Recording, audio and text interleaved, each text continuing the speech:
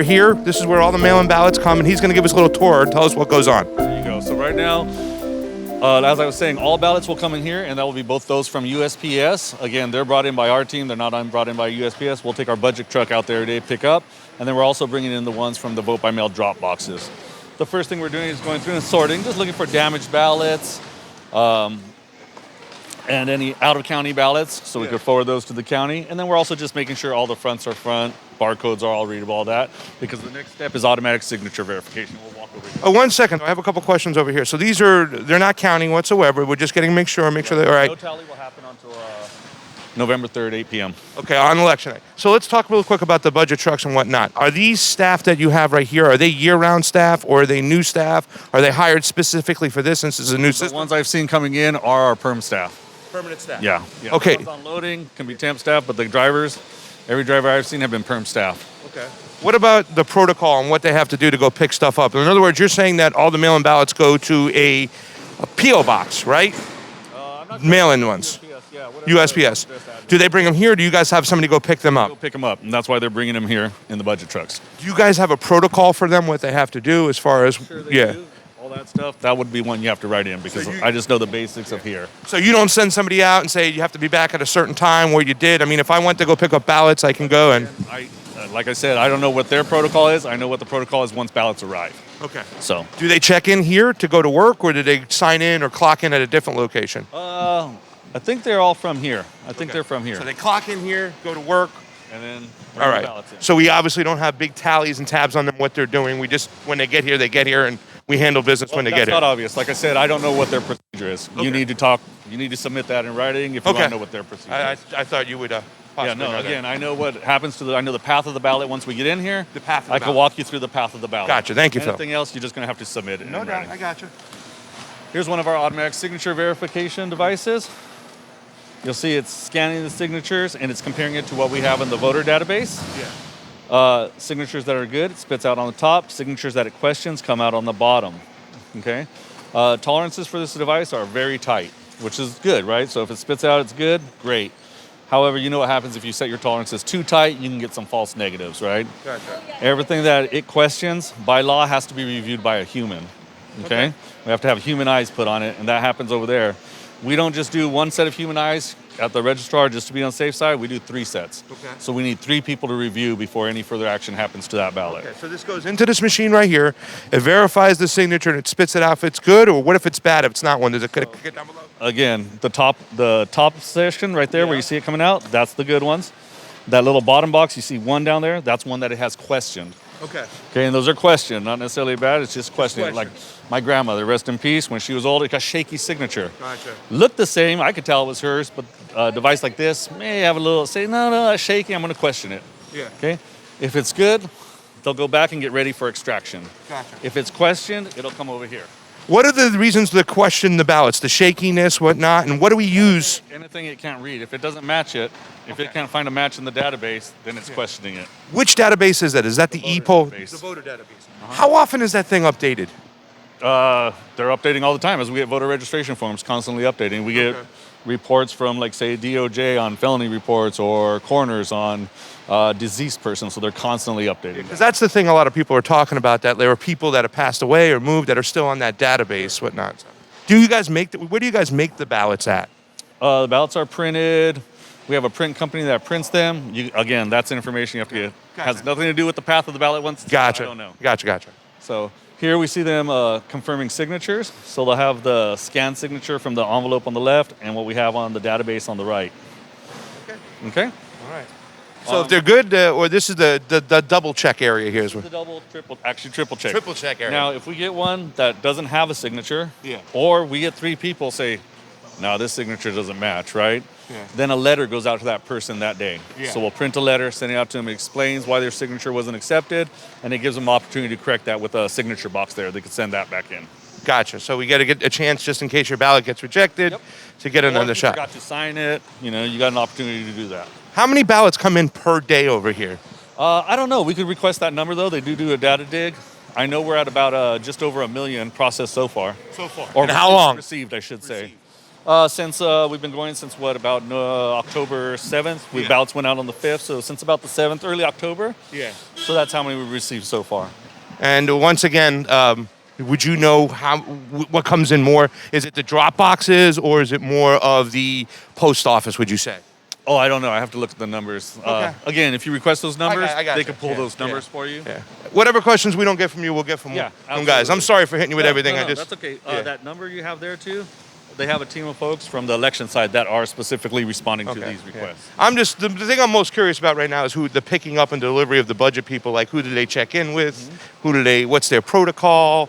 You know, I would think that they would come check in with you, say, we're going to go out to here and come back at a certain time. I don't manage this operation. Yeah. All I do is manage media and observers, help the guys out, Gotcha. Is there anybody here who would know about those things, about the operations? Potentially, but when we have millions of ballots coming in, that's why they have me here, so that way we don't pull the managers from their operations. They're working. That's a valid question to understand the chain of custody, to say who's picking them up, where are they going, just to make sure they can't go stop at Carl's Jr., smoke a blunt, chill out for a while. Sure, totally legit. These are envelope opening machines. Okay. It basically pulls the envelope, slices it open, and that prevents our workers, our ballot extractors, from having to use letter openers and such. Okay? Gotcha. So no cutting their fingers. No cutting your fingers. They'll get a batch from here. It'll come over here. You'll note that we have 4 boxes here. Yeah. So they're sorting. Once they have the envelopes, they're sorting by... First, we keep empty envelopes. So once the ballot is extracted, we have empty envelopes there. And please make sure we're not close enough that you're getting any personal information off there. Gotcha.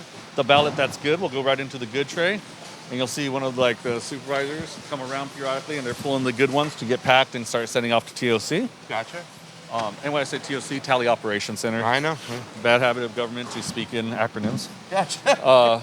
Remakes. Yeah. So if there's a damaged ballot, and I'll show you a poster that shows what damaged ballots or what a remake what would constitute a remake.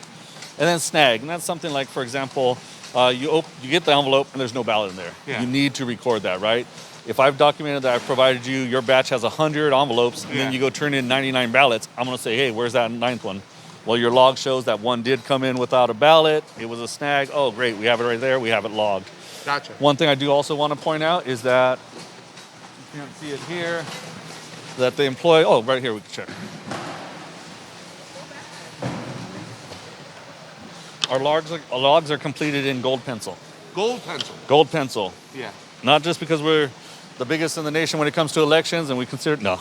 It's because But we're not the gold standard. we are the gold standard. Yeah. The tally machines won't read a gold pencil mark. Gotcha. Right? So if you had a dishonest person say, oh, look at a contest that wasn't marked, and they tried to mark it, it wouldn't even read, right? Gotcha. So you'll know nobody here is using black or blue ink. Gotcha. I'm curious. Go ahead.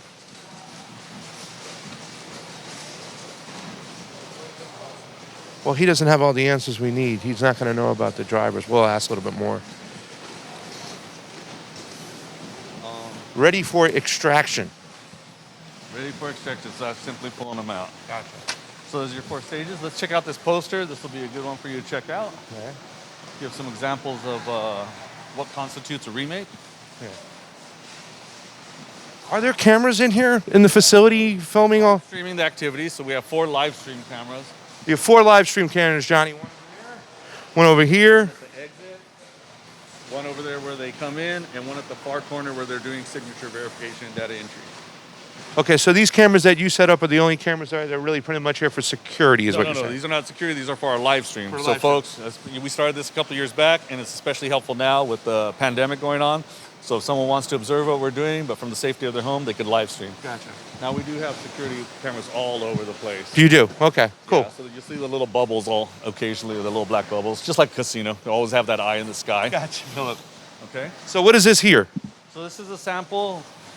Over here. This is a poster that kind of shows what constitutes a good ballot versus something that must be remade.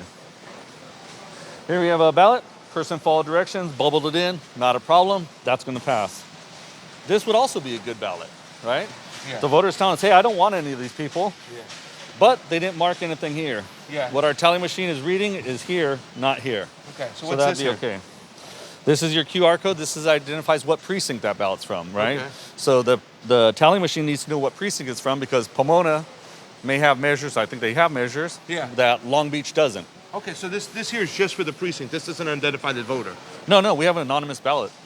right? Yeah. Anonymous Okay. voting. So there's what no about identification of the What voter. about this right here? So this is the only thing that really has my security to make sure these are valid ballots when coming to me. In other This words, is what tells us what precinct it comes from. Yeah.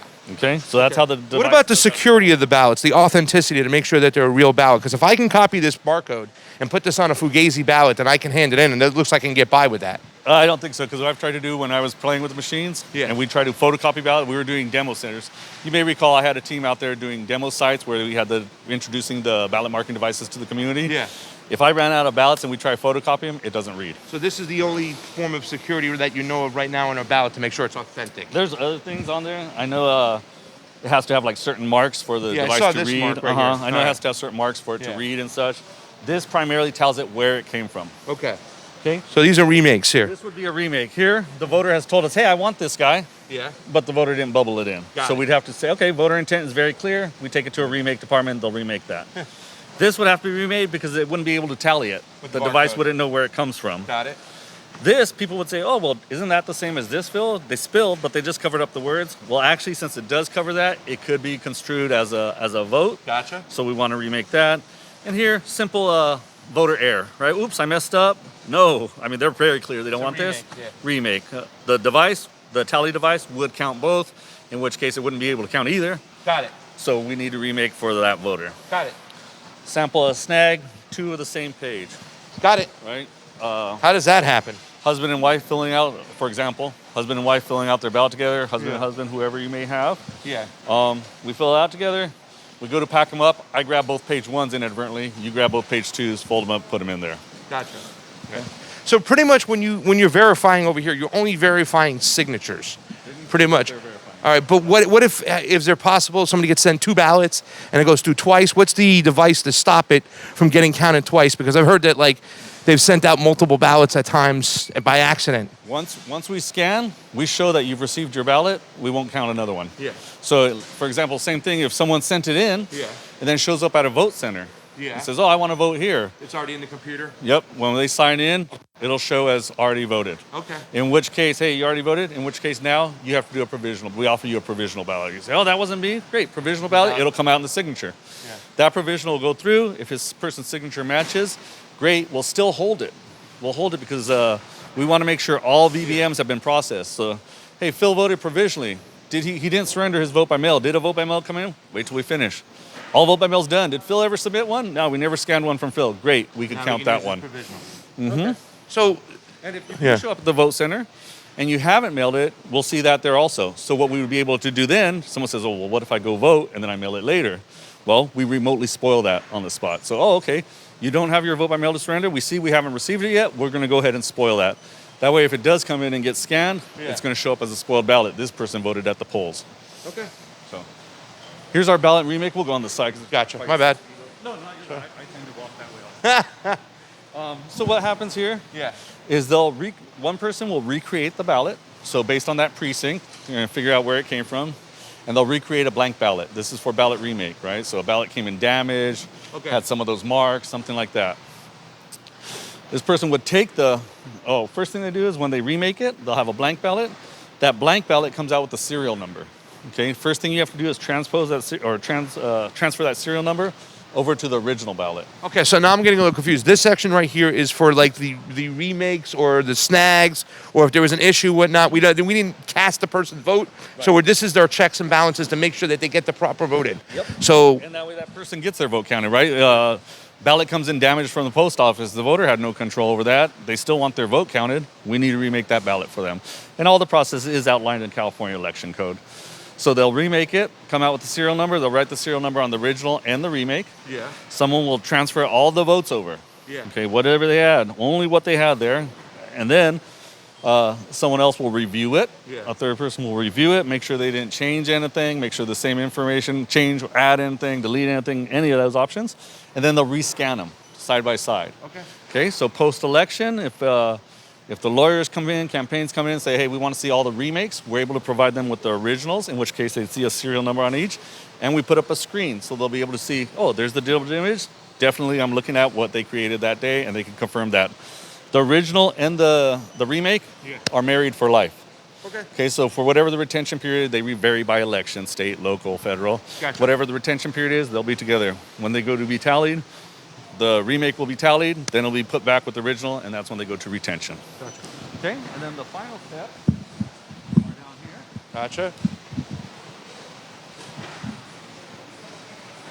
Most of this staff here is hired for this time of year, I would assume, with this shit going Yeah, on. I mean, what was it like with the hiring process, with the fact that we're in the middle of COVID and now we're going to mail-in? It's tough getting people. You know, a lot of people are concerned about safety and stuff. So you do see when you come in, we have all our safety protocols here, masks required. That's part of the reason we are here at Pomona. I'm sorry, bro. That's part of the reason we are here at Pomona, because you've seen us at Norwalk. This takes up half a floor. Yeah. However, half a floor with everybody sitting side by side. Here we have to have social distancing, so we need a larger facility. And also, more ballots, more vote by mails going out this time too. So there's going to be a lot more to process, so the space helps. Yeah. The final step is ballot prep, and they're prepping it to send it off to the Tally Operations Center. This is where they'll put them in these boxes. Yeah. So each box holds about 1,000 ballots. Yeah. They log it. They'll put a security seal. Let's see. Do these have it yet? You'll note on the corner once they fold them up, maybe down here. Yeah, I'd like to know more about this process. I'm assuming that there has to be 2 people transporting these ballots at all time. Same thing. Always Is there a camera on them at all times, or is it just once they leave the facility, they're out of sight, out of mind? facility, but we do have a security seal on every box. You see she's applying it there. Yeah. Numbered security seal, and that's for chain of custody. Somebody's going to have to note that seal when they get to the other end. So chain of custody logs all the way through. Has the registrar thought about putting little cameras in each truck, so the chain of custody is completely under control once it leaves this facility till it gets to the tabulation? I don't have any idea if they've thought about that or not. But they don't currently have cameras, what I'm saying, so. Yeah, no, we don't. All right. There's no tracking on the truck? Or anything like that? I don't know if budget has GPS tracking. I don't know if we have GPS tracking. Okay. But all ballots are secured, and we log what's going out. So we know exactly what's going out. When they do arrive at TOC, they'll verify that number before they take custody of it.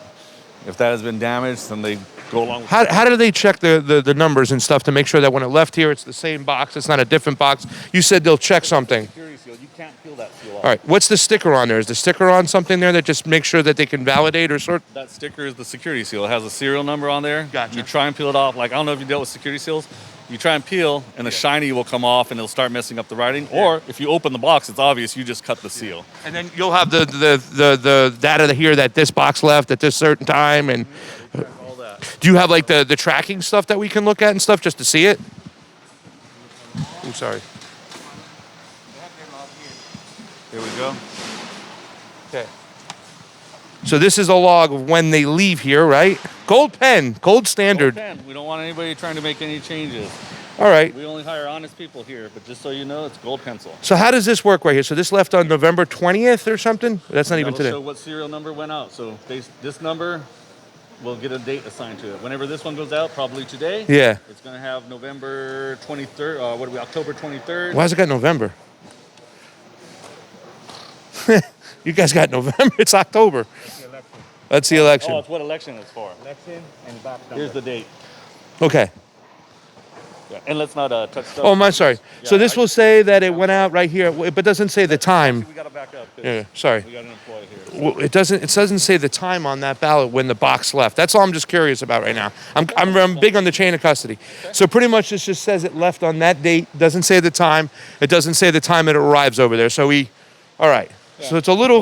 But the thing you want to worry about, once it arrives, whether it takes 1 hour or 2 hours, LA traffic, that the box arrives intact and that seal has not been broken. Oh, I got you. Right? So, I got you. I just want to make sure that if it leaves here at 10 o'clock a.m., it doesn't get there by 4 o'clock, because what could happen with that between 6 hours between now and then? again, you could hit a SIG alert. You know, I've been in a SIG alert where they had a jet fuel spill on the freeway, and I was there 3.5 hours. Yeah. So you could be that, again, once they arrive, as long as those boxes are intact and that security seal is in place, you know nothing happened to them. I hear you.